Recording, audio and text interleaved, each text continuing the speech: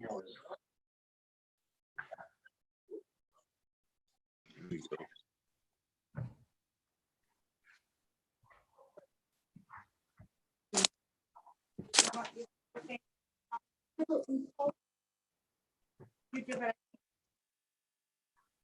Little book. And you're in.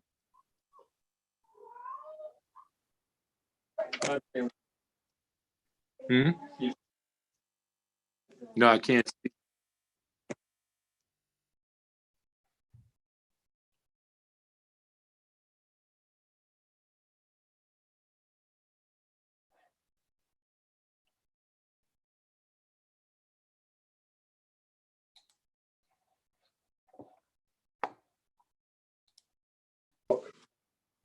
Good evening, Joe.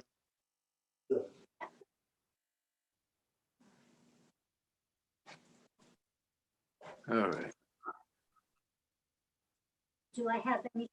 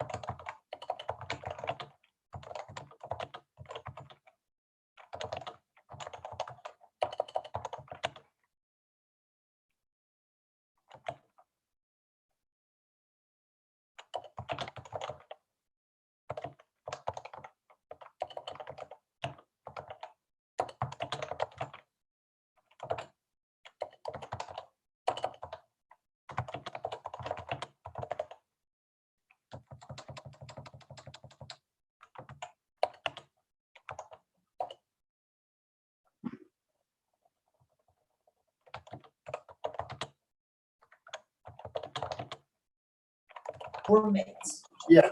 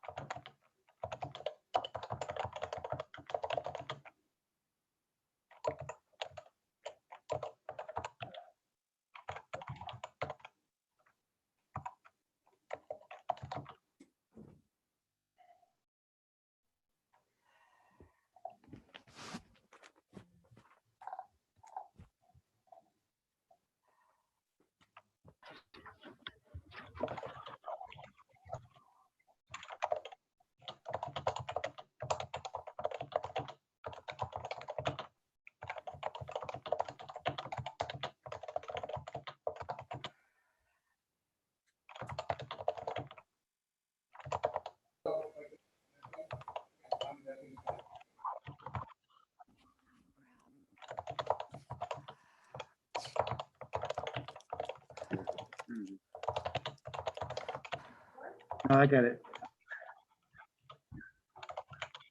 People are tuning in.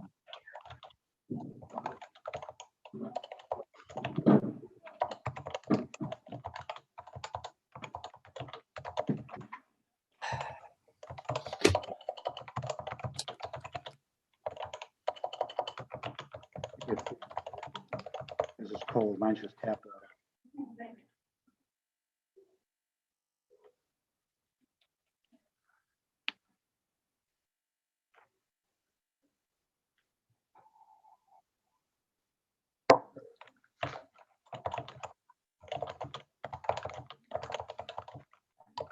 Peter, are you in? Sounds like it.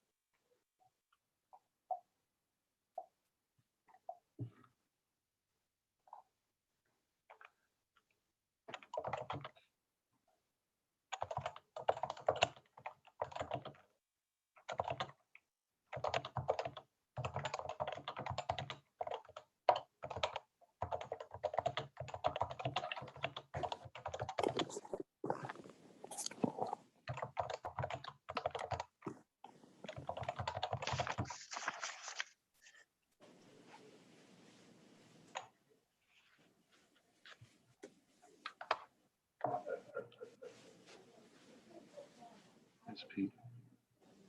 Good morning.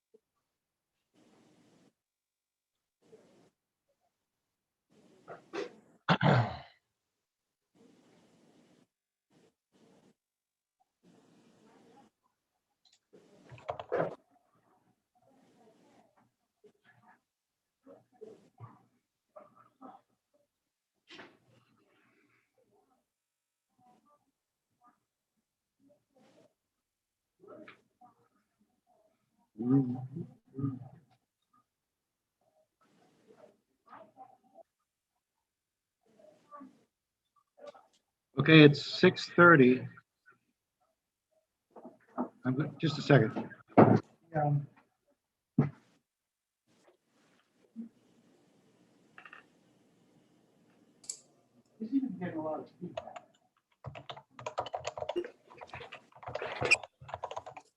Voice is just echoing.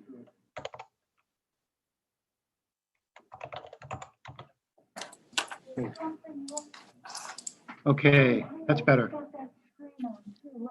I'm not hearing it now. Can people hear me? Yes, I Okay, can. fine. I'll call the meeting to order. The first item is a review of the minutes from January 13th. If I could have a motion on that. Okay. Emily, is there a second? And a second from the selectman, from Ted. Okay. Any comments, additions on the minutes? Yes, Emily? Yes, on around line 440, Mhm. when we talked about the pest control budget, I just wanted to add that and Ted, correct me if I'm wrong, that you had agreed to look into some alternative We've already started. Emily. methods. Okay, Yeah. perfect. So I Okay, just so- wanted to add that to the minutes. Eleanor, if you could add that to the minutes, please. Yep. Got it. Okay, any other comments on the minutes? All right. All those, this is another roll call. All in favor of accepting the minutes as amended with Emily's request, say aye, and Martha will read the roll. Okay, Ted Connors, Yes. Samara Robertson, Yes. James Belanger, Emily Savinelli, Yes. John Chamberlain, Yes. Ellen Wilson, Jennifer Kent Weiner, Yes. Sandra Sweeney, I wasn't here. William Wright, Yes. Brandon Arsenal, John Lamson. Yes. Okay, that looks like a vote. The next item is the school district. There, basically, it's two warrants. The first warrant is the main budget, which we'll discuss. After that, there's a warrant to increase the amount that they're able to set aside in unassigned funds, which is similar to what the selectmen have. And that's basically keeping a balance in your bank account that's not budgeted, but is available for future years and future budgets. So I will start with the school budget. And if there's someone from the school board, maybe Samara, who would like to speak to the budget, or anyone else, Peter's here, I see. Please go ahead. It's I'm gonna I'll let Mindy and Peter speak to it. But I do want to say, just to start off, that our school has done an incredible job considering the amazing challenges that have been presented to them, and the school board is proud and honored to work with them. And I cannot speak their praises any higher today in this meeting. What they've accomplished, considering the country, we are one of the few schools that have accomplished what we've accomplished, and that's due to the teachers and the principal and everybody, the community. And I am very proud to be a part of that, but they have done all the work. okay. Let me get a bottom line now on, and we'll put a motion on the floor, and then we can continue. I'm looking for a motion for the bottom line of the main school budget is $2,338,635.02. Someone want to move that for discussion purposes? I move the motion. Emily moves. Do we have a second? I'll second it. Jen. Jen. Okay, thanks very much. Now, further comment from perhaps members of the school board or the staff? Is that Mindy? Did you want to speak? Well, yes, I was going to present some information through the budget. So would you like me to start doing that now? Sure. That would be Okay. fine. Thank you. Good evening, everyone. I just want to make sure real quick, just for a few minutes, that everybody did receive materials. I dropped off binders to the town hall, and you should have all the information for the school budget. If there's anything that you think you need additionally, you can email me, and I will definitely get something to you where we could go through Martha as well. But I just want to let you know that I just give me a few minutes to go over the documents you have, and then I can talk to some of the highlights of our budget. And thank you for Samara for talking about the job that was done through the school administration, Pete Latchaw, and bringing it up through our SAU office. He's definitely done a good job to get an efficient budget started with the school grounds and moving on to adding into the SAU costs as well. But overall, you will have some documents that will help us go through some of that. There is the warrants that will be going out to the public for voting. You have that. You have a budget overview that is graphed, colors on it, and it shows the 1920 actual amounts to where we are in 2021, to where we are going in the proposed budget, which I'll come back to, just going over what you have as a resource. You have the summary budget, which outlines all of the functions so that you can see the breakdowns in the departments for the summary budget for our operating budget. That ties to that $2 million number on the bottom line, $2,338,635. I also gave you schedules of the tuition costs. We have a letter from Portsmouth for our estimated tuition rates. Those numbers are tied into schedules that show where we develop the budget for the middle school and the high school tuition lines. You also have a schedule of the trust funds, so you can see what our balances are in the trust funds. You also have a revenue sheet, which shows what the offsetting revenues will be for this budget. I also gave you what came up in the last year was what the cost per pupil was for the 2019-20 year is the last one that's posted for the department through the Department of Education. So I gave you the schedule and I highlighted Newington's amount per pupil. I gave you a document that shows you the comparison of shares because when we vote, when the joint board votes on the SAU budget, Newington's share gets distributed into the budget. So I gave you a comparison of shares there, and we'll look at that a little bit later as well. I also gave you our Primex schedule so you can see what all of our insurance rates are tied into for each of the lines.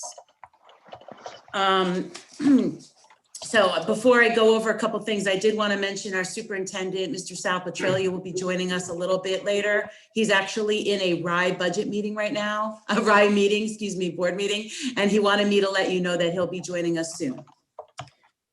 Okay, so I'd like to go over the graph, I think is the best way to highlight for us how this Newington budget has been developed and for you.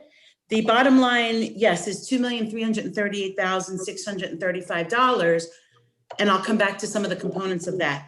When you tie in our federal grants budget of $40,000 and the food service fund of $33,804, the overall gross operating budget for Newington School District is $2,412,439.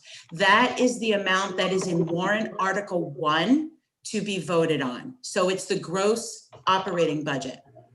Now, if you take a look at the graph, as I mentioned, the different colors give you the different years. The 2019-20 but actual numbers were put in there, and that comes from the audit that we just went through for 19-20. We have the budget of 2021 to compare for where we're moving into 21-22. In the last columns there in purple, I have all of the function codes which tie to the first column. The first column distributes out our functions, and then the totals will match to those functions. I also broke down the functions by salary and non-salary in those accounts.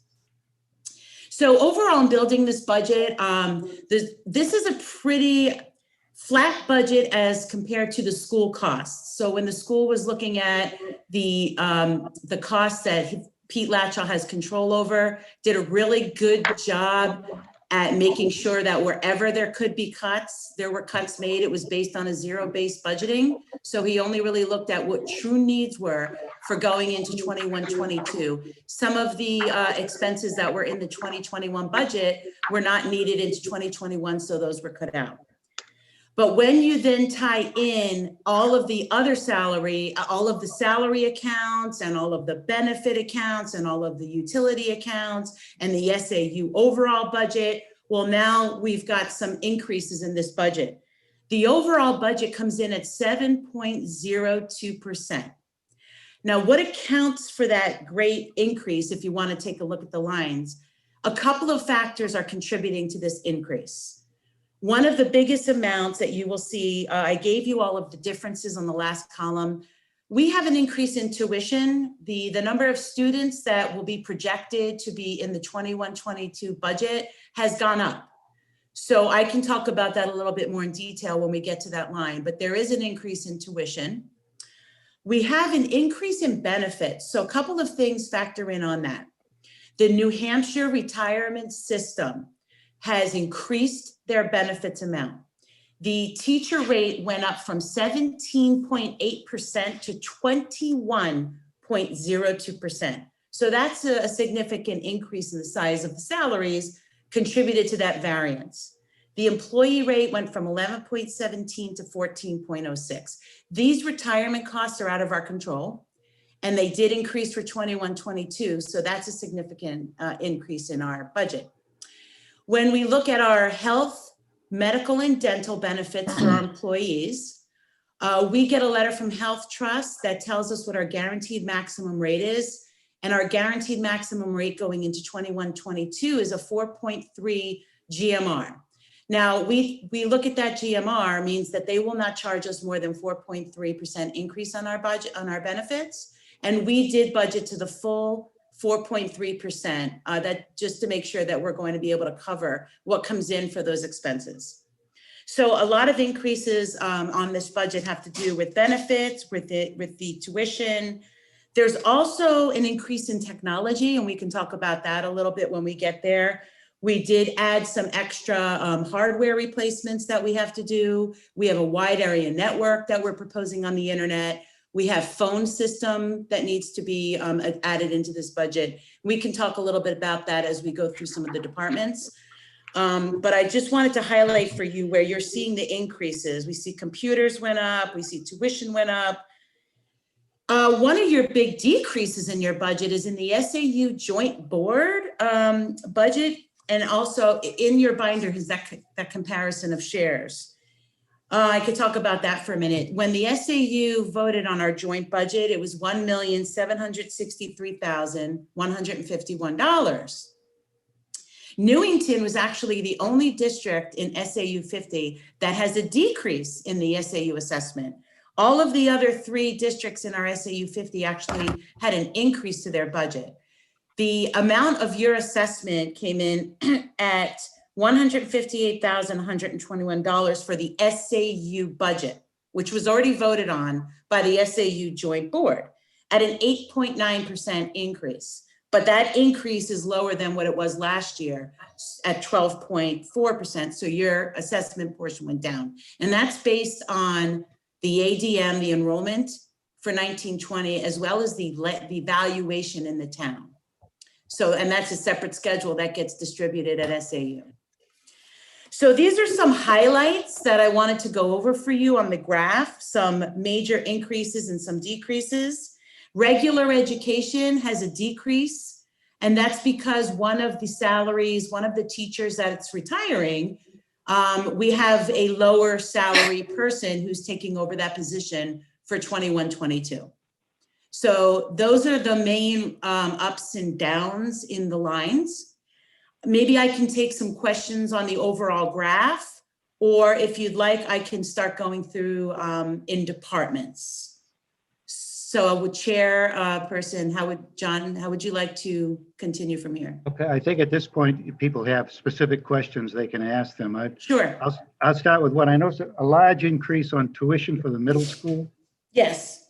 Is that strictly the number of students, or is there special needs involved as well? It's not special needs, so special education numbers. This is just regular, this is regular education. This is the student amounts we're paying for tuition for the lines for middle school and high school. I gave you the schedules that went with those amounts of money, but let me just pull the amounts for you.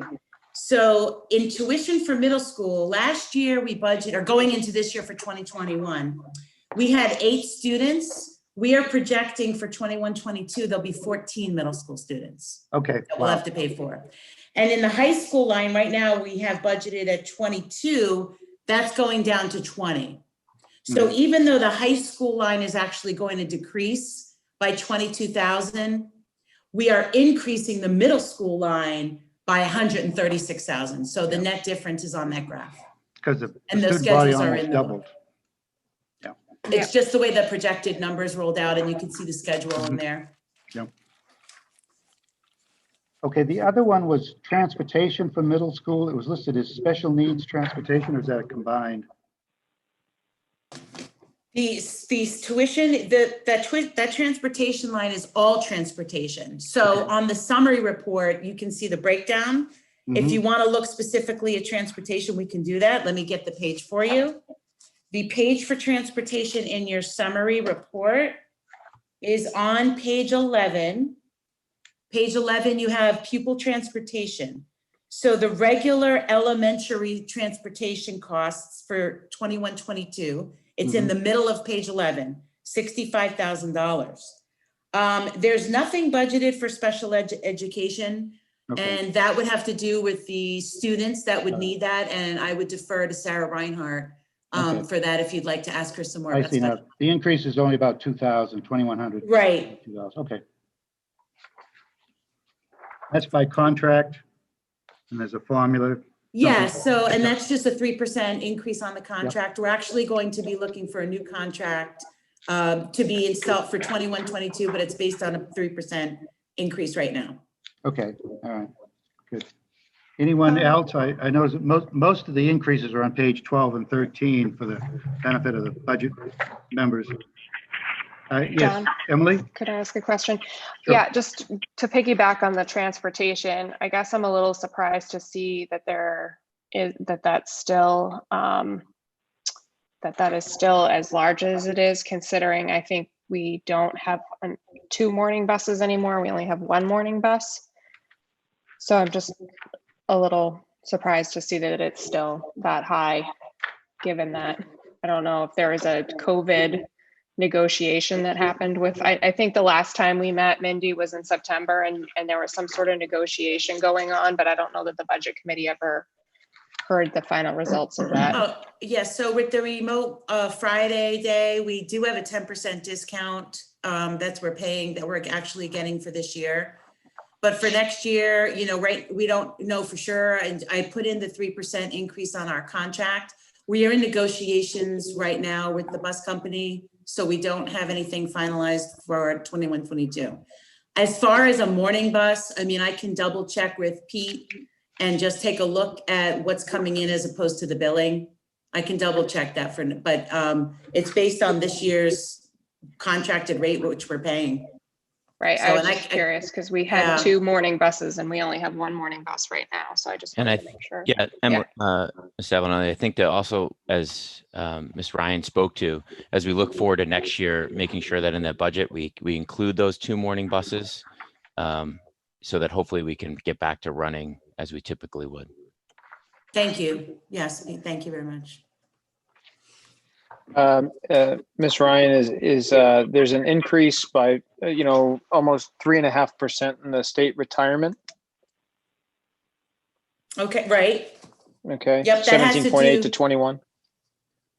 In the retirement, that's a lot of this has to do with the increases that I mentioned in the beginning with the rates going up. So the rates are going up to 14.06 for the employees and 21.02. So I have a breakdown of how we gathered that number. Basically, it's all the current staffing. And then we have to use that salary. So the increase on their salary is first calculated. And then I had to calculate a variance for the increase that will be affecting that rate in 21-22. Okay. And so is there any other, are we doing steps or COLA increases for this teaching staff this year as well? For their 21-22, their 3% increase that was negotiated should be in there for their rate, for their salaries. So that's all included in this year's, in 21-22's budget. Right. Okay.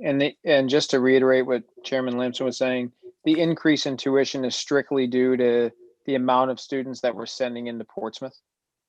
The projected amount that we are anticipating for 21-22. Yeah, Okay, I have the schedules for you. Do we know what the cost increase is for the increase in pupils at the Newington Public School? Can you repeat that? Yeah, I'm wondering if you know if there's an increase in tuition for just the Newington Public School. Well, we all have the same rate. For the SAU 50, there's a letter from Portsmouth that I gave you, and it gives you the SAU 50 area rates. So there's a rate that came out for an estimated tuition rate. The middle school estimated rate is $20,528, and the high school's $18,742. So Portsmouth sends us a letter of their estimated rates for 21-22. And when that comes in for billing, we would compare what happened from the budgeted to the actual. But Newington pays the same as all other SAU 50 districts. Yeah, understood. Just not in the elementary school. I think what Mr. Arsenal was asking is how our calculation of tuitioning students into our elementary school. Oh, the tuition in students as revenue? That's a different. That's part of what I'm asking, yeah. So we have tuition students that come in, and that helps. That's a revenue source. It's not, I don't have any paperwork on that in this budget, because that's a revenue source for us. And this is the appropriation side. So in the Okay. revenue piece on the MS-24 revenue sheet, we budget for tuition. That's the only place that you're going to see that in your budget paperwork. Gotcha, understood. So I understand Yeah. the cost per pupil in the middle school and the high school. Do we have a cost per pupil for the elementary school is really where I'm headed. The cost per pupil rate that I gave you from the Department of Education, is that what you're No. referring to? No, what it costs us to run a school in the town of Newington for the amount of children that use it, and how has it gone up with the increase in students? That's what I'm wondering. I am sorry, I'm not understanding your question, because we have a total budget figure that we pay. We have, there's different questions within your question, so I'm not sure. It's Let me try. complex. That's what I'm trying to do, right? Let me try it. Cost per pupil for, how much is the taxpayer paying per pupil at Newington School? So It used to be in the $30,000, 34, 32. That's the number we're trying to get at. Yes, so Newington has a $28,920 rate that came out of, when I put in all of the figures for their DOE 25 for 1920 audited numbers, that gets posted on the DOE, which I gave you that schedule. So Newington is at a $28,921 rate for the elementary school. It's just, it gets calculated within the district. So that's on that page. The high school, middle school are just, they're different rates. It's just, we just go by the elementary. And It's we all based on the appreciate, same. and we appreciate that it's a different rate for the high school and for instance, what we're trying to get at is what does it cost per student for the student to attend Newington School? And then in terms of tuitioning in, how much, and I realize it's revenue, but it's important so that we have the full picture. How much do we make and how much are we charging students who attend Newington School but do not live in Newington? Okay, well, I don't have any kind of document that does that analysis, but that's something I can put together, but they are two separate things. So when we take in the amount for tuition, we are paying, our cost per pupil is going to be higher than the amount we're taking in for tuition. So they're two separate things right now. Yeah, so what we're trying to get at, it's not just simply sort of looking myopically, it's understanding all the revenue and all your expenses. Right. And so when you have revenue coming in, that revenue does go to presumably offset some of the expenses of educating a kid in Newington. So I think what I hear you saying is that to educate a student at the public school is $28,000 and change, correct?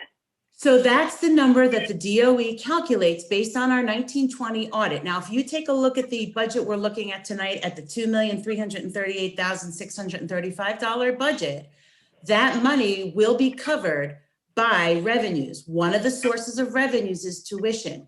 So if we get $30,000 in tuition at the end of the year, that's just helping to offset the budget. The rest of the budget will be in other revenue sources and the local taxes that are raised. So it's a portion, it's not a direct, this is in a separate fund.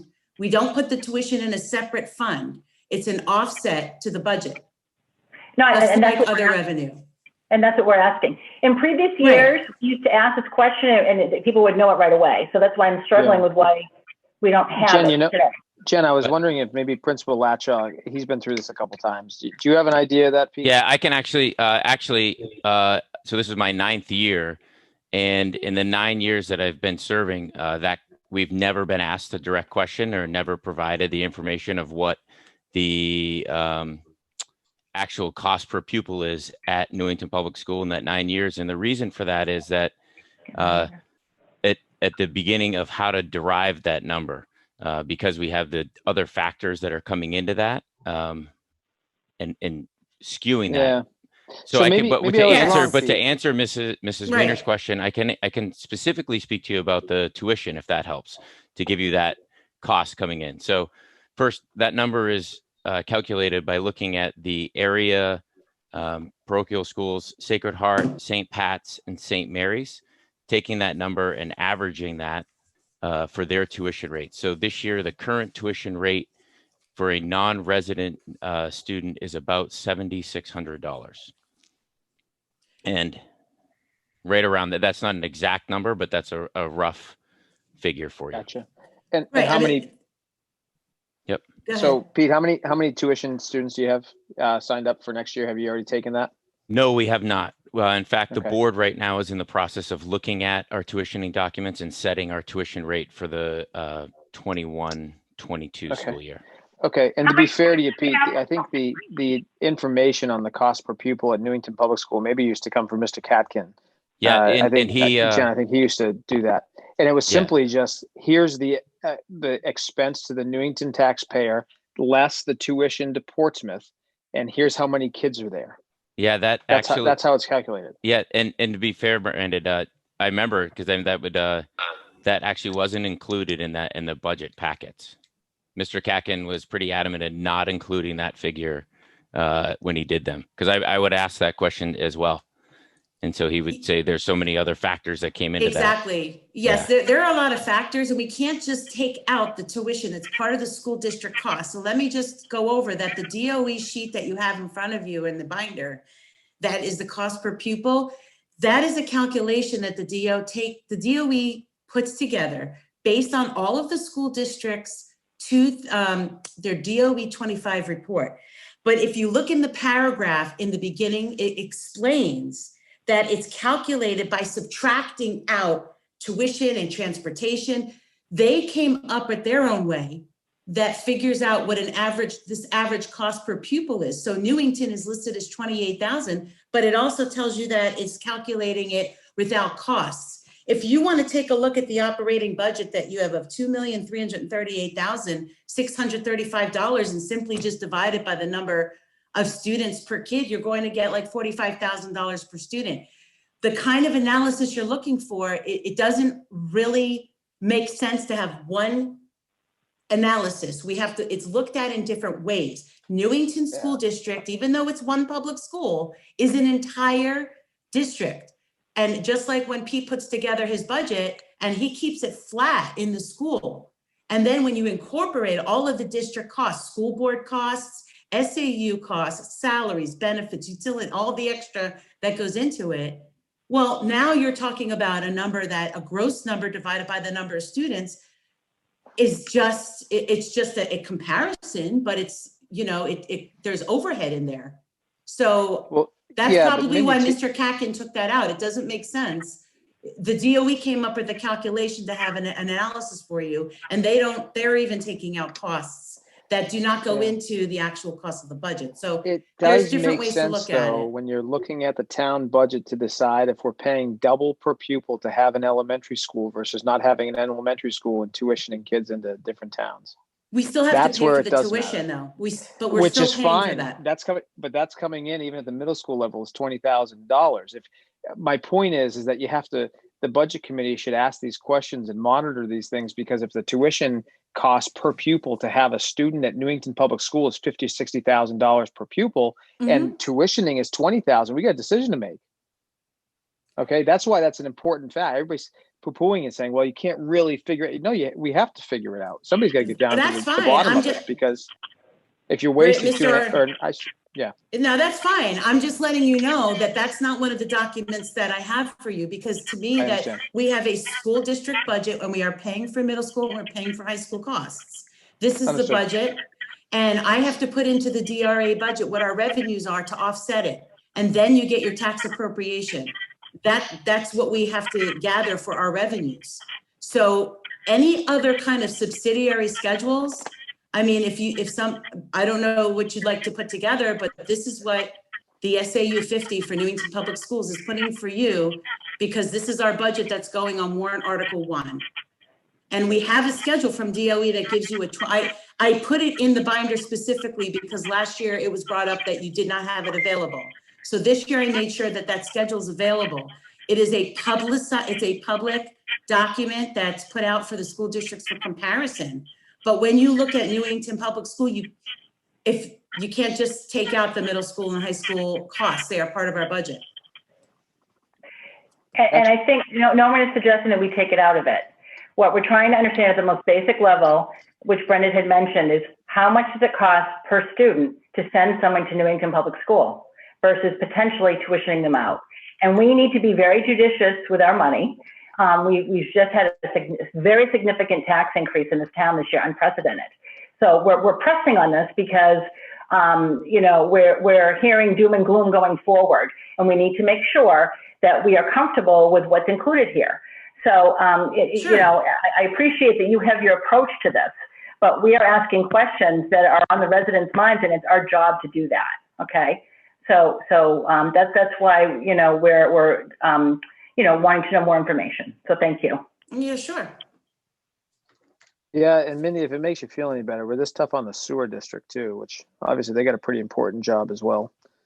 No, it's not a matter of being tough. I'm No, just trying to I'm just provide kidding. for you. I'm providing documents for you. And in my mind, I'm not sure exactly what document you would want. If I simply take out the middle school and high school and divide by the number of students in the school, it's not a real cost.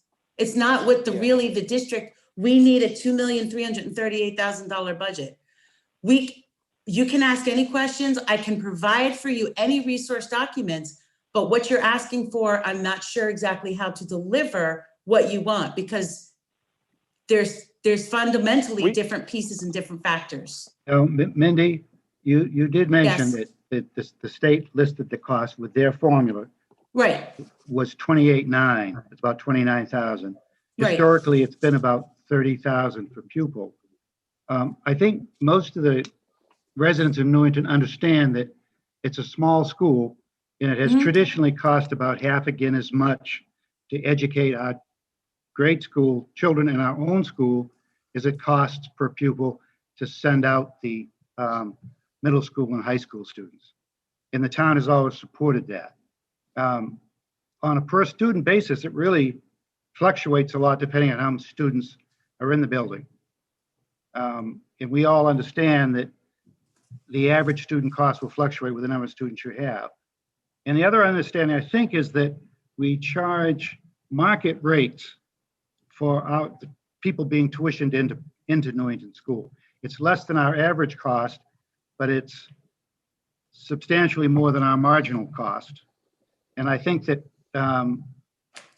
Principal Latra understands that if we were at the point when we would have to add a teacher or add more staff to cover the tuition pupils, we would not be able to do that because that would be cost prohibitive.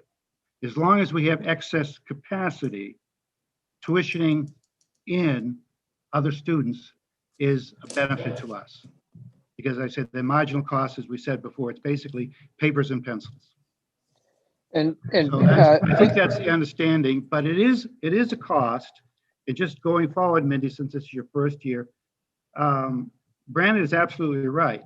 We have to monitor that cost so that the taxpayers in Newington are aware each year what it costs on a per pupil basis to run our school. We know that we still got to pay for SAU. We still have to pay for transportation. There are lots of those expenses that are unavoidable. But I think it's about the same. I don't think there's a big change here. But it is more expensive per pupil because it's a small school. And we need to look at that every year so we can kind of recommend that budget to the town. So it's, as I say, it comes up all the time. And one of the things we like to do is compare the cost with Newcastle School.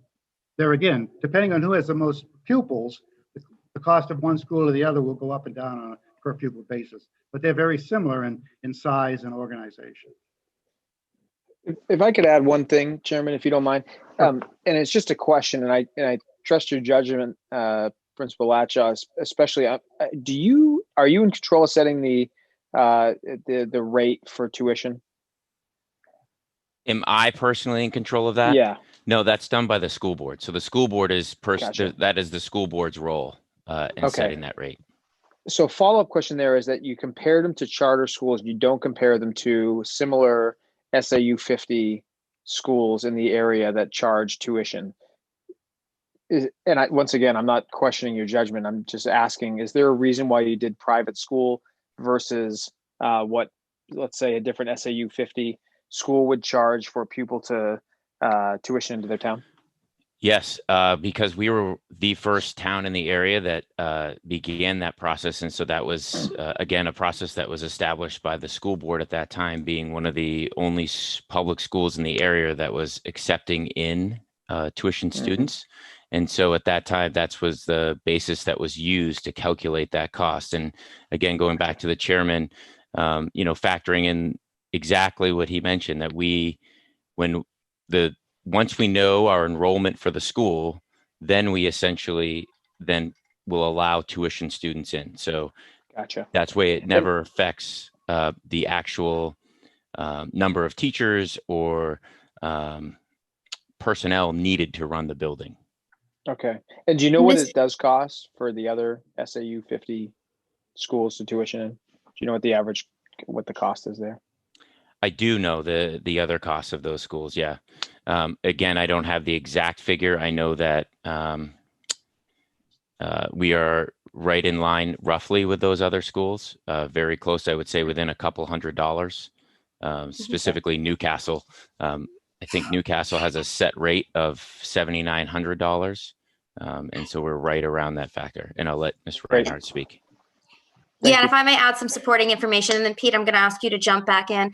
The other districts also, much like Newington, for their tuitioning and rate may have it affected by the collective bargaining agreement.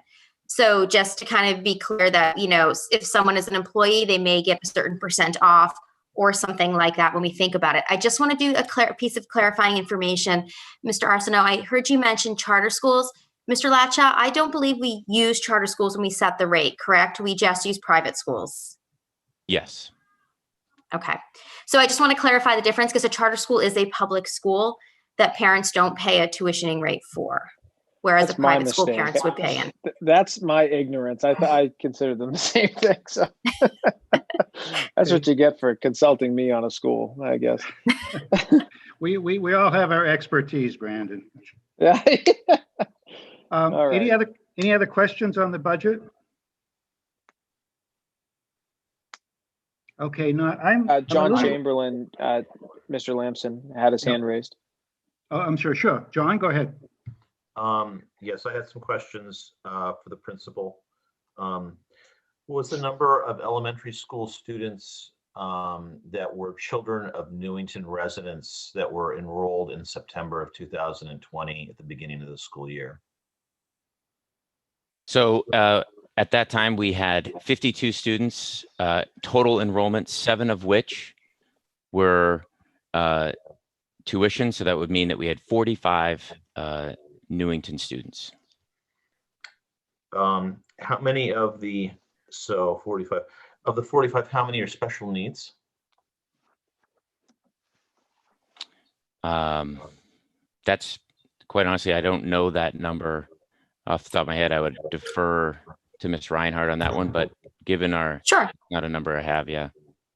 So it's important to remember that we are responsible for services for all our students, ages 3 to 21 that reside in Newington.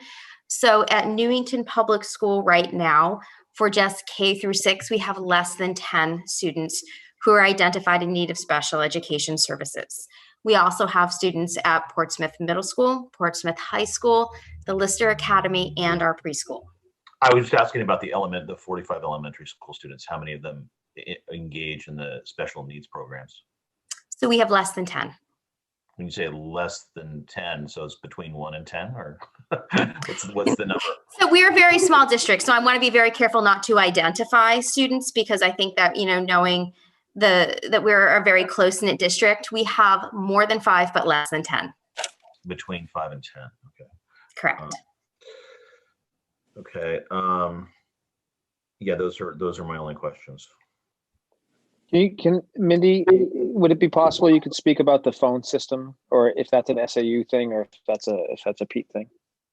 No, I would actually defer that to our technology director, Brian Grattan. If Brian's available still on this call, he's definitely the one to speak to the technology needs, including our phone system. So I did just see him on here, I believe. I am here. Here we go.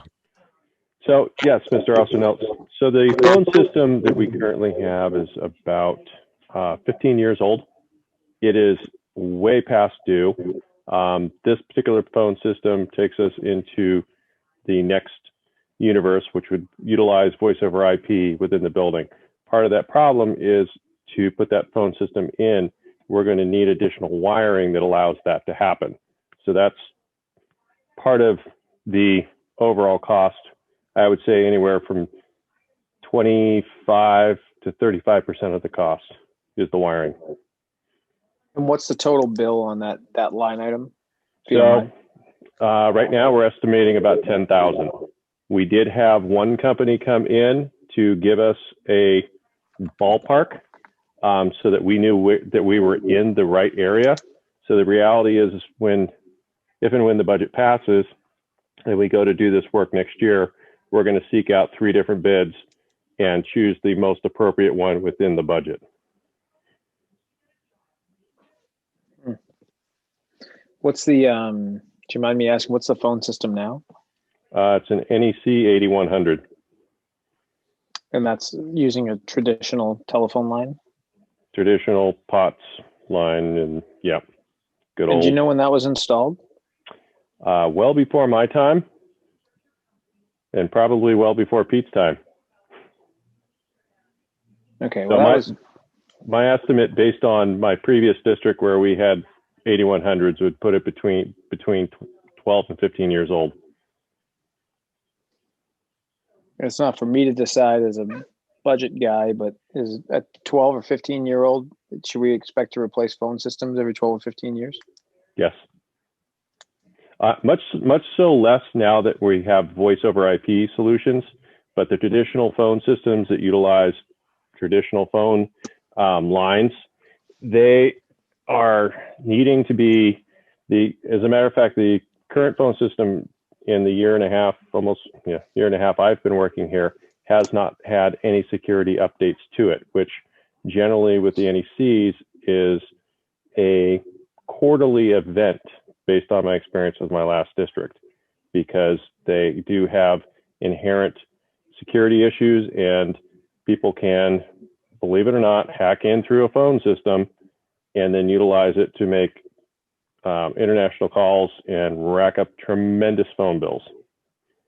So this phone system we have is put us in many ways a very precarious position, because at any point in time, it could go down and then we're going to be without a phone system. So what we want to do is look to a newer type of technology for that phone system that gives us a more robust, agile way to be able to deliver phone services. Okay, any further questions? I had a technical one. Maybe Sal can help me, or Mindy. You have the budget you submitted is like an operating budget at the 2.338 million. But then the gross budget you said, Mindy, was 2.412 million. Is that part of the, where is that money spent? Where is the difference spent? I have that on the graph for you. We have to include the federal grants and all grants money that we get in, that's $40,000 budget. Okay. And we also have to include food service at $33,804. Both of those grants are different funds. Yeah. And we get revenues from different sources, but we have to include it in the gross operating budget. Okay, So that adds up to the $2.4 million, which is the number on warrant Article 1. That is the number on warrant Article 1. Okay. Yes. So what I would like to do when we vote this is change that number, because we moved just the operating budget, not the gross budget. Correct. Yes, So that would be better. I'll correct that if there are no more. Are there any further questions? I got a couple, Jim. I got a quick question. Yeah. Let me do Bill first. Yep, go ahead. Yeah, I was. You mentioned grants. I'm wondering how does the school system ensure that we're maximizing our opportunities to secure grant funding? Who's responsible for that? Mostly that's our assistant superintendent, Kelly Killen, will head up the grants as far as submission so that we put in our allocations and put in our budgets. Once we're allocated a certain amount for Title I or for Title IV and all that, that would be Kelly Killen. If it's special education, Sarah Reinhart will head up the IDEA grants, and that the allocations that come out from the states are fully utilized. The budgets are put in and the reimbursements come back from our office. But if you'd like to ask more questions about grants, either one of them could answer that for you. Yeah, I guess I'm kind of asking for a self-assessment. Are we doing okay in that department, or can we do better, and how would we do that? Hello, Okay. I'm Kelly Gillen, Assistant Superintendent. I can answer those questions for you. So in terms of federal grants, Newington gets awarded 3 types of grants.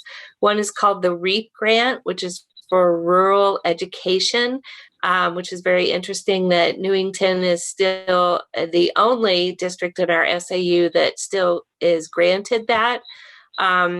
And that is a very open federal grant where you can use the funding for just about anything that you might need.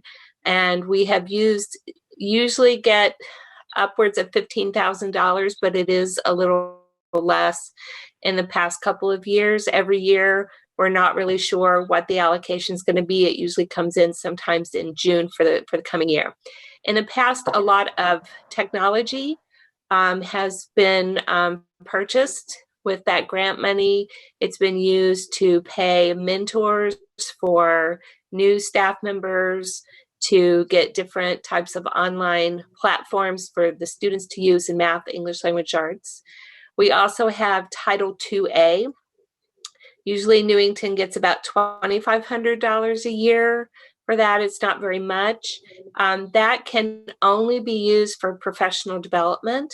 So every year that has been utilized for the teachers, for different professional development. It's also been something that Mr. Latchow has available. So if there's a school-wide initiative that they want training on, money can go to toward having either someone come to train the teachers or to purchase different training materials, and he's utilized that. And then we also have Title IV, which is $10,000 a year. And because of the pandemic situation, last year's grant, they extended the time frame so we can use that money for another year.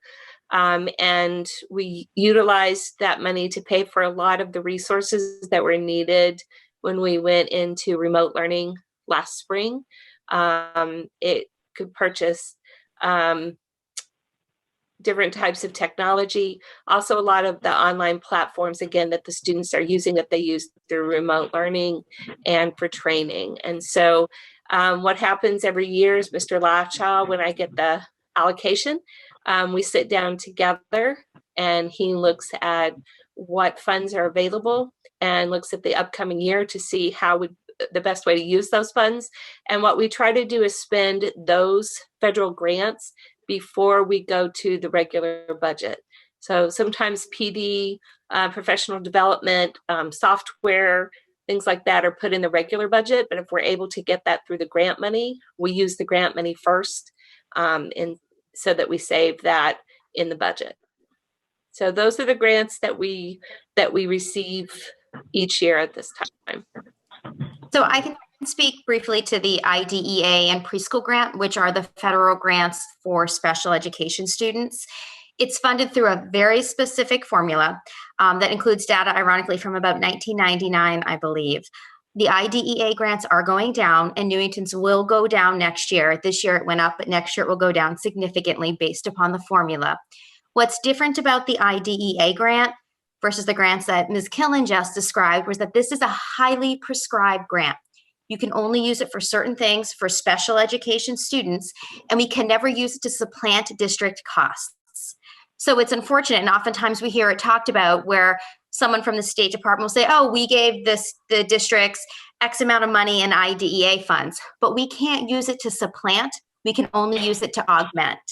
And that's where it becomes a little different. So whereas Ms. Killen said they can tap that grant before going to the budget, we can't do that in special education. We have to utilize it differently. And so that one is just, it's a little different, and it has a lot more restrictions and parameters to its usage. Okay, yes. For Sal? Principal Latchow, I had Just a second. I think, Sal, did you have something you wanted to add?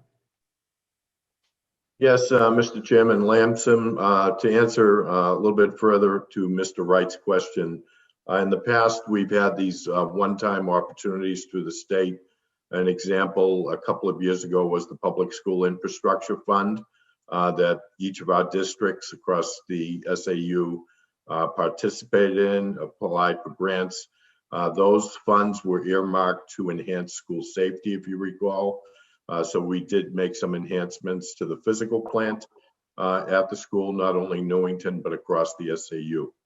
And I apologize if it's repetitive, but recently, due to COVID and the environment that we're in, we've received one-time grants also from the state with regard to COVID, to offset COVID-related items such as perhaps additional support staff, materials, disinfecting material, anything related to plant as well as instruction. So just wanted to include that. Okay, thank you. Unrelated question. For, say, Principal Latchaw, do we envision any significant major capital outlays here in the near term, long-term future related to the school? It's a very good question, and that was asked recently in early December by Martha Roy, and I did send a reply on behalf of the board. We discussed that same question, Mr. Wright, at the December school board meeting. And we, just like in previous years, the board has been very good in certainly being stewards of the taxpayers' money.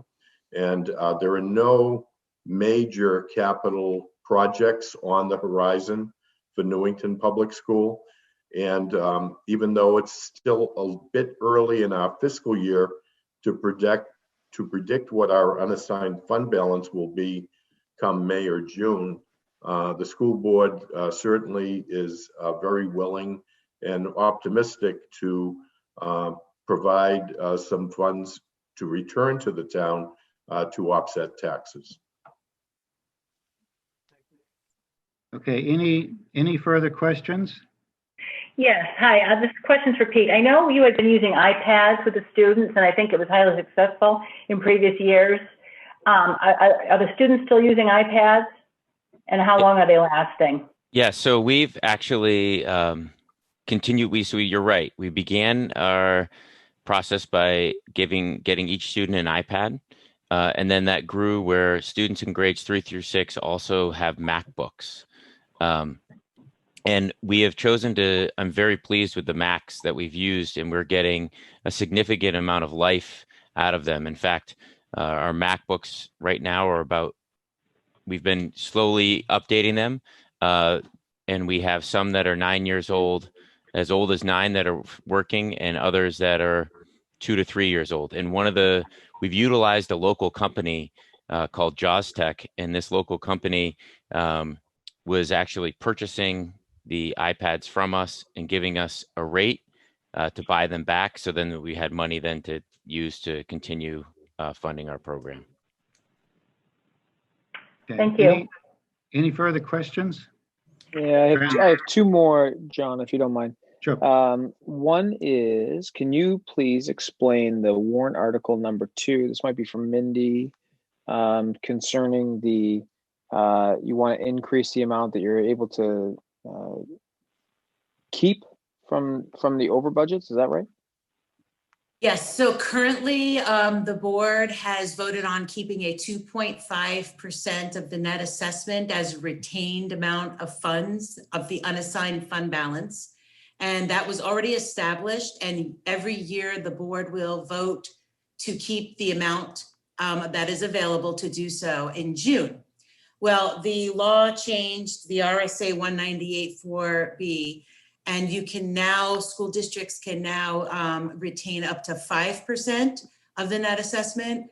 And once it's established by a warrant article, the board would still vote every year in June to retain up to that 5%, and any amount they choose to at that point, but you can't go more than the 5%. So what we are asking the voters is for the amount to be able to be increased to the 5% so that the board can do that yearly.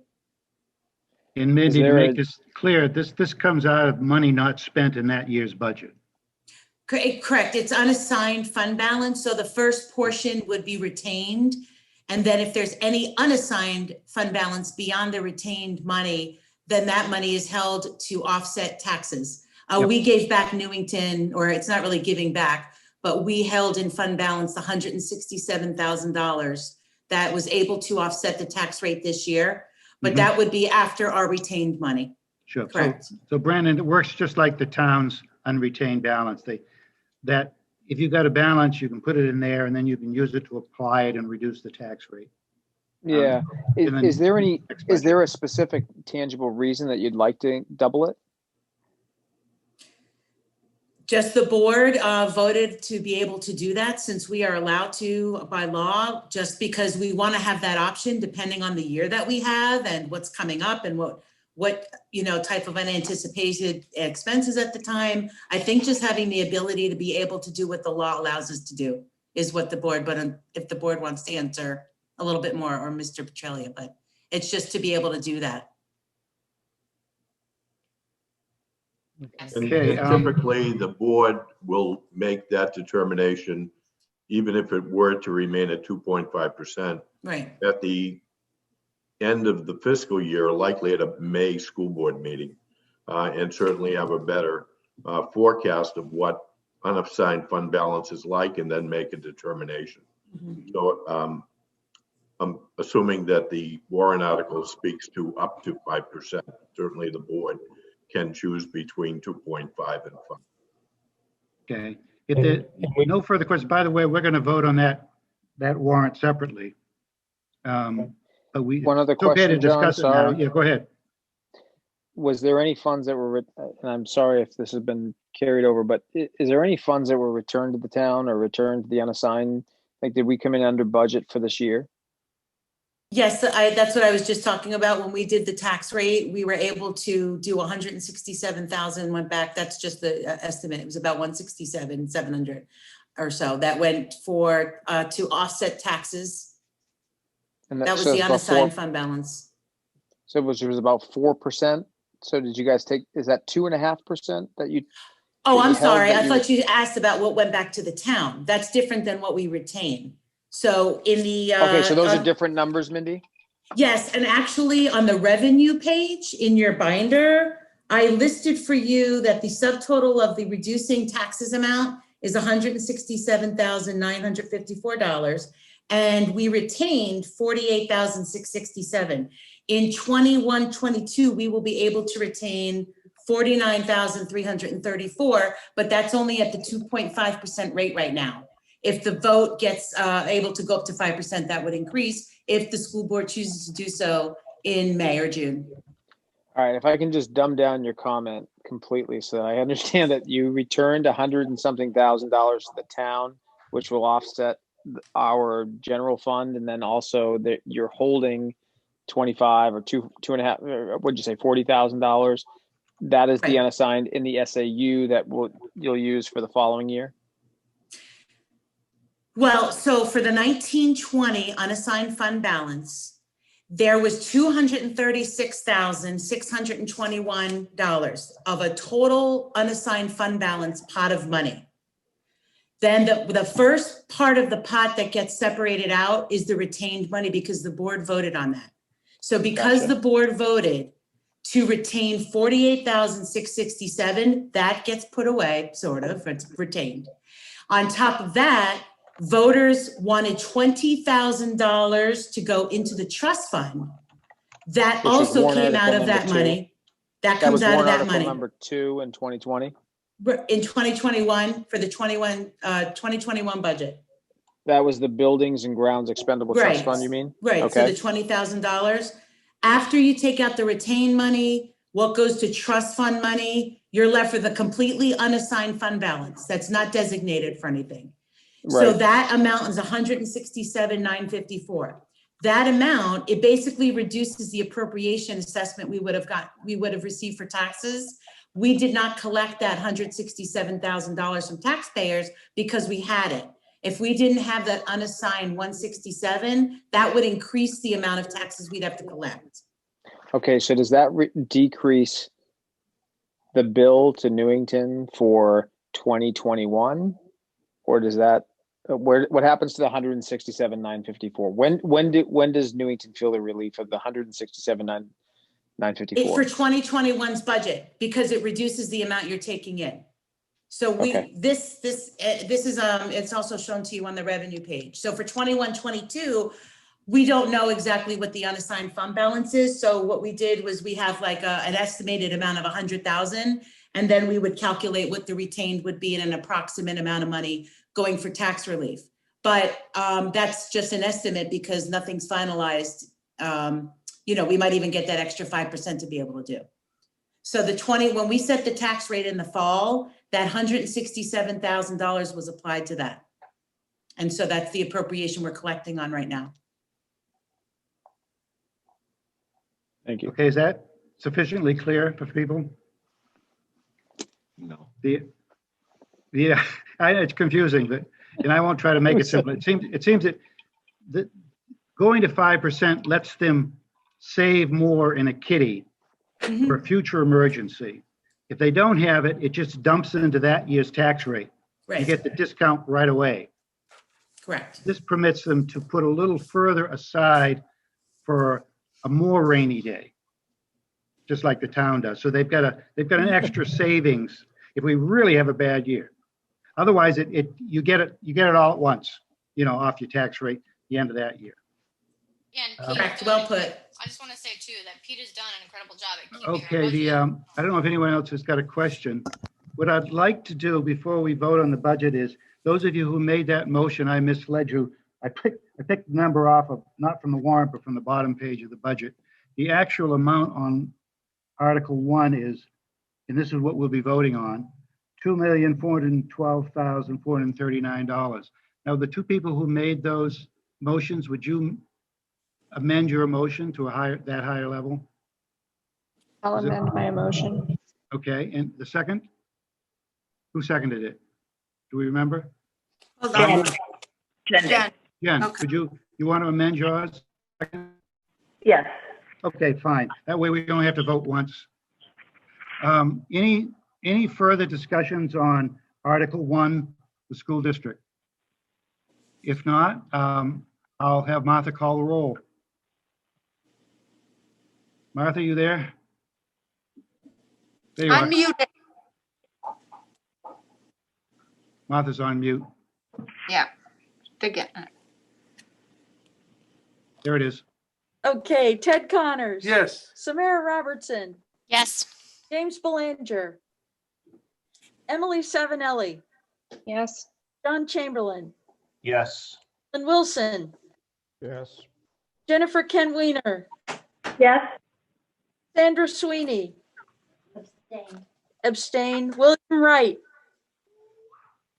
Brandon Arsenal, Aye. John Lamson. Yes.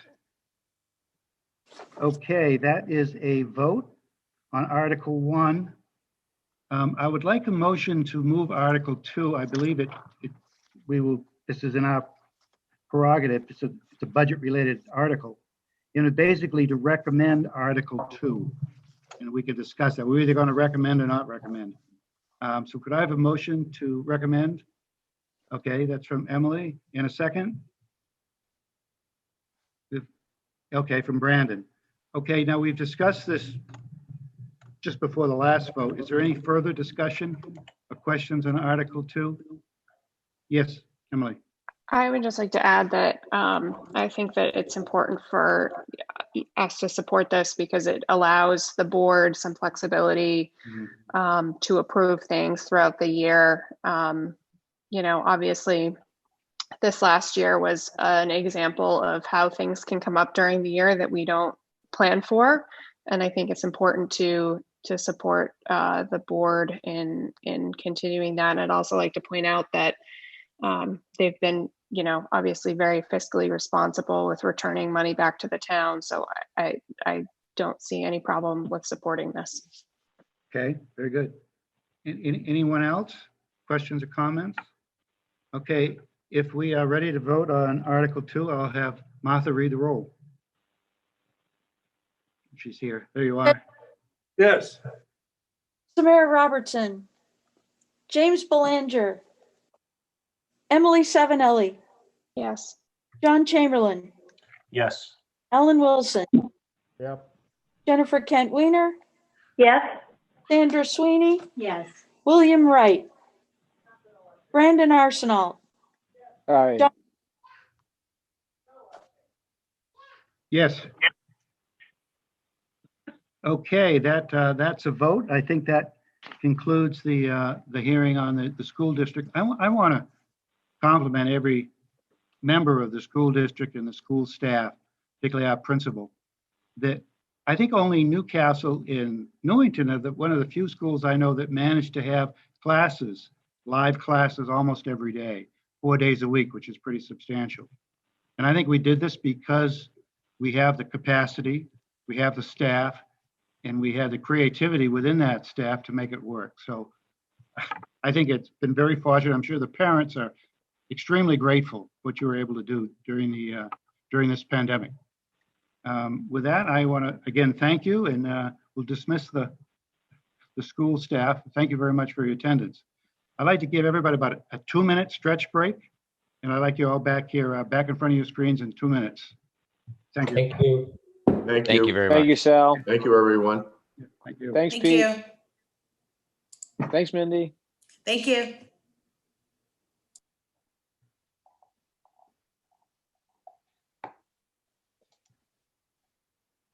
John Chamberlain. Yes. Hey, what do you think about that unassigned balance going to 5%? You dig it, or is that just, are we going along to get along? I didn't quite understand what it was. Do you understand what So it is? Yeah, at the end of the year, if they have like this money left over, they're allowed to keep a certain percentage of the budget that wasn't spent, and then kind of figure out where it goes. And typically that's 2.5 percentage points of the total budget. And what they're moving to do is make it as they see necessary up to 5%.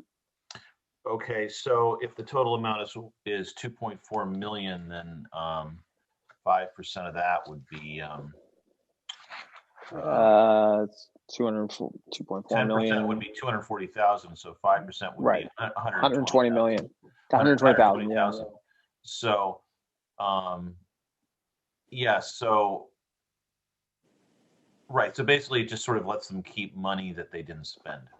It does, and it allows for flexibility there if like they have things that happen, but at the same time, it's a 7% increase after a year where they return money. And I just feel like we should be talking a little bit more about where the money goes. We got really burned by that sewer department. I'm feeling bitter about it. So anytime I just give carte blanche to departments because they know what they're doing, I'm feeling guilty about it. Hey, Brandon, this is Pete Latch.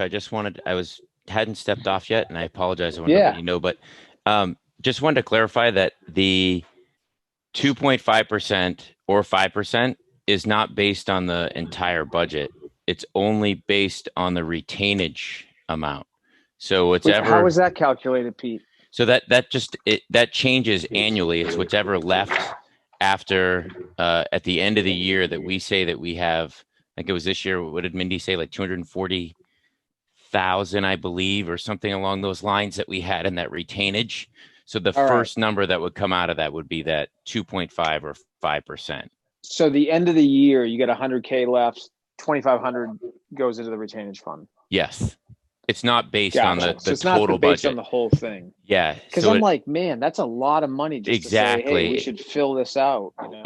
It's only based on that if there were to be a retainage. Brandon, like the amount that this school has not spent is incredible. I mean, you have to consider the year round. Can you hear me? No, it's better. That's sorry. The school has done an outstanding job when you compare us to any other school in the SAU. I cannot believe how little we spent. And I think we need that cushion. I know, I'm just saying that cushion because we really don't know what's going to happen, in the next 3 or 4 months. So it gives us that cushion if we need a little extra here and there. But our chair is very cognizant of our community members, as is Pete. And I'm very impressed as a new school board member incredibly impressed with what they've done. Well, you're having the new member to the budget committee experience with Brandon, which is you think I think everybody does a shitty job, and that's just not the case. I know, and I know you, so I'm I just, just you know, think giving you a hard time. how much do you how much is necessary to hold and use at your discretion is my concern. And we do the same. I mean, look at Pat Moynihan signing back on. He's going to tell you that every dollar that he returns to the fund better go back to the fund. You know, Okay. I'm just saying to increase it seems like, well, okay. You know, you I'd guys like saved to a lot of call- money this year. Right. Yeah. Brandon, I'd like Sorry, to John. call, what you said now is a private discussion, and that's okay. It is not in the minutes.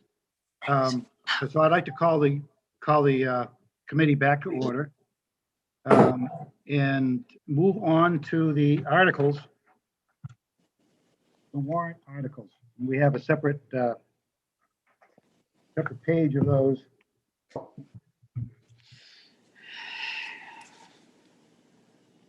So Article 1 is the town budget, which we don't have to discuss further, that we will vote on the town budget in total at the after the public hearing.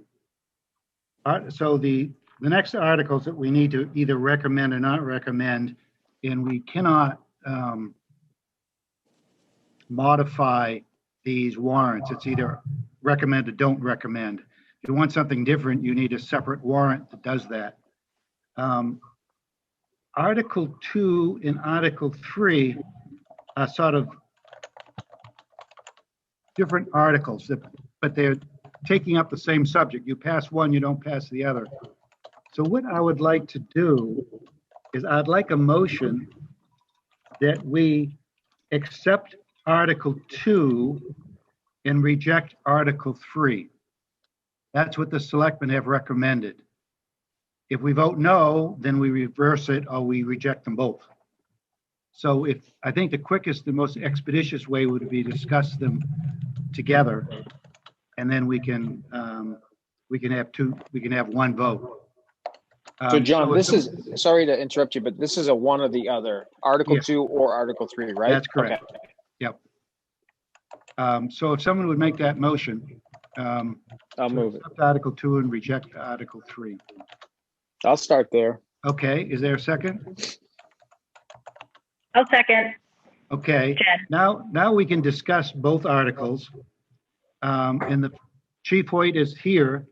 The question is basically whether we want to put in 200,000 the capital reserve so that at some point we can buy this vehicle outright, or commit to a 10-year lease to buy it with installment plans. So maybe, EJ, do you want to just give us a quick comparison of the two? Sure. What I can do is just real quick, if this is a reminder of the information that was sent out to you guys last week or the week before, I believe, that they're two separate, but they're about the same thing. And the 200,000 was part of that, essentially master plan for vehicle replacement that Assistant Chief Moynihan and Eleanor had worked very hard on. So it's just going forward, you need to understand that this needs to happen every year for everything to happen as it should, for things to be replaced on a schedule with the money there. Yes, obviously, and I know if something comes up that, yes, maybe we can get another year out of something, great. The extra funds are there. Just because it's there doesn't mean we have to spend it. But, and I know the verbiage in Article 3 about the lease, it says 10 years. Again, some of that paperwork was sent out to you that has, $100,000 down, $150,000 down, 3 years, 5 years, 7 years, 10 years. So, but what I'm going to do is I'm going to defer to Assistant Chief Moynihan, because he's been the diligent one working on this.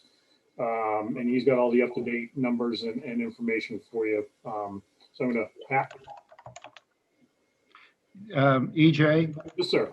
What would be the Board of Fire Engineers' recommendation? I see you're all here. Do you prefer going with the master plan or going with the installment purchase? So the reason we're bringing both of this to you all as a group, that, the selectmen, the budget committee, everybody, is that we completely understand the times that we're in right now, and a potential forecast of how they may go, is we want to do what everybody, you know what I mean? We want to do what everybody wants to do, what their feedback is in that way.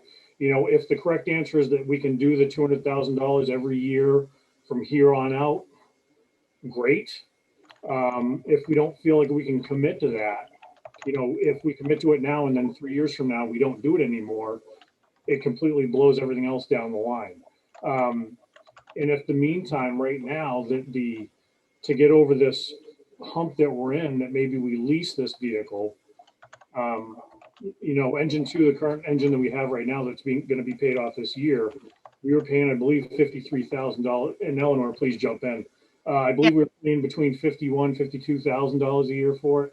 It's 5,000 a month, so what's that? 60,000. There you go. Yep. So, so potentially this new vehicle is only going to be, you know, $7,000 or $8,000 more, depending on how everything gets played out and how, if they were to lease it, it would go.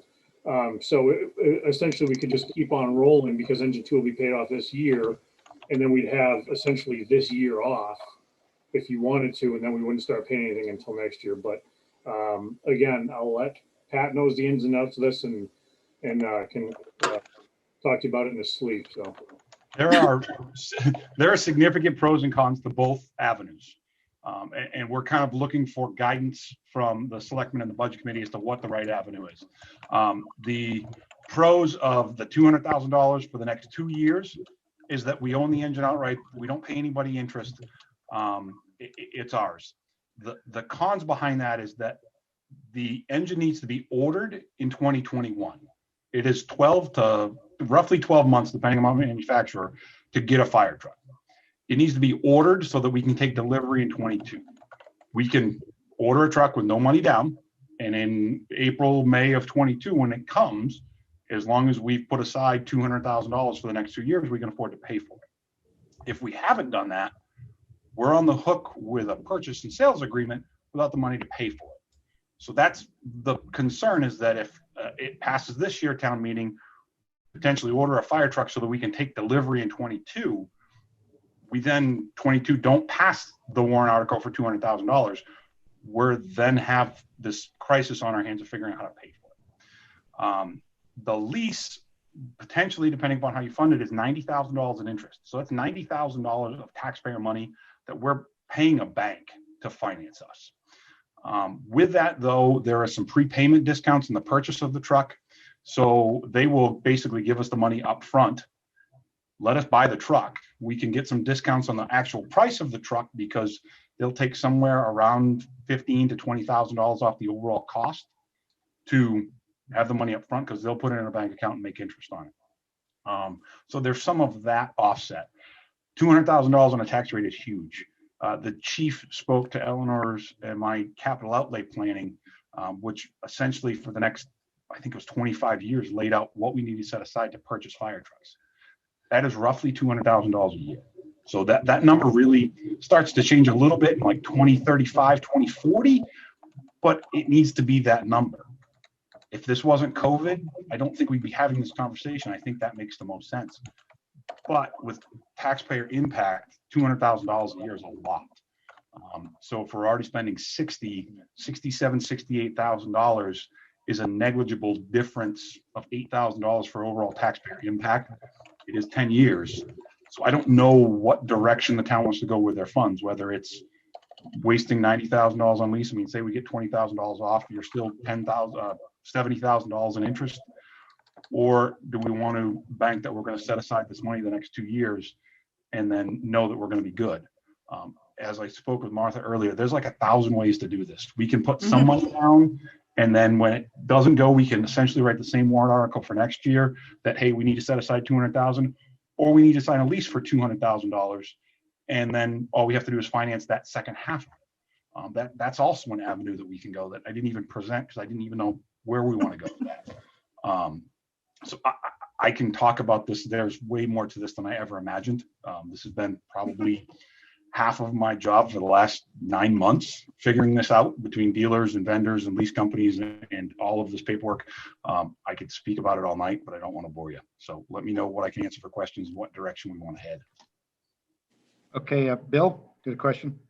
Yeah, maybe I missed it, but is there in the proposals for lease or purchase, what I didn't see was at the end of the cycle, is there a salvage value or, you know, a way to sell the truck and recover some of the cost at the end for both the lease and the purchase option? So the goal with both, so the lease, I say it's a lease purchase. So at the end of the 10 years of lease payment, we own the truck. The goal of a fire truck is 25 years of service, which is why we've kind of gone an avenue with a couple of vendors that have 25-year warranties, that have some pretty heavy duty trucks that they build, so the town gets the most bang for its buck. So at the end of that, someone will take it. They generally take it for very little money because you've gotten all of the useful life out of it. They then ship it to a third world country and they run it as a fire truck because it's better than what they have. But the goal is to get the most bang for the buck for the town. Is you want 20 to 25 years worth of use out of that vehicle. So you pay for it for the first 10. That second 15 years is essentially freebies. Does that make sense? Yeah, don't confuse it with an automobile lease. It's a lease purchase. So it's a time payment, It's really. it's You're financing. it. Yeah, you're Correct. financing it. Yeah, it's financing. It's a Over 10-year payment. Yeah.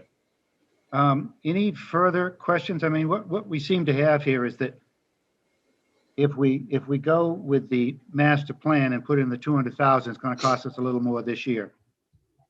We'll save interest rate down the road. In the cost, you know, ultimately we have to buy a fire engine one way or the other. I think the fire department needs to understand that funding the master plan, as you said, doesn't mean that you've got permission to buy the truck. That's a decision that's going to be made with the engineers and the selectmen to actually commit those funds. Absolutely. And if it looks like you can get another year out of it, they may ask you to try to get another year out. Mm-hmm. But the money, we only vote to have the money. We're going to vote to fund it. Right. But prudent management might delay it a year. Correct. Save it a year. Okay. So the one avenue I will say to that right now with interest rates, they're actually low enough that if we just defer this truck 1 year, we're looking at a 5 to 7% increase in the truck. So we're somewhere around $710,000 next year to buy the exact same truck because of basically the increase in market for any metals. I mean, the frame is steel, the body is aluminum. It starts exponentially increasing. So when you throw in the maintenance factor of a 25-year-old truck, I totally agree that at 20 years, that 20 to 25 is when we need to look at that. Once we hit 25 years with an engine, we're probably not going to actually see any return. We're probably actually going to be spending more money in the big picture to maintain an old truck for an extra year, plus the markup of the new truck. So you're saying the inflation rate on trucks is greater than the interest rate? Absolutely, significantly, almost double. Why is that? Because the demand? So fire trucks historically have gone up around 3 to 5%, but because of the increase in material costs globally, I mean, construction materials of any type, they're predicting between a 5 and 7% this year, and they don't anticipate much different next year. Okay. That was all three manufacturers I talked to, because that's been my big question is, hey, where are we at if we defer this? And it's a fairly significant increase is what they're predicting. It is only a prediction. I can't guarantee that, but I would be concerned on that because of increase in material costs. Okay, good. Brandon? Yeah, how much is in the replacement vehicles, the capital reserve fund? 281,147. 281. 281. Okay, good. So you'd put that as a down payment on your finance? We absolutely could. Essentially, we wouldn't be signing a purchase till after on the lease paperwork is what you're saying? Yeah. We've done a couple different options for you. There's $100,000, $150,000 down. We essentially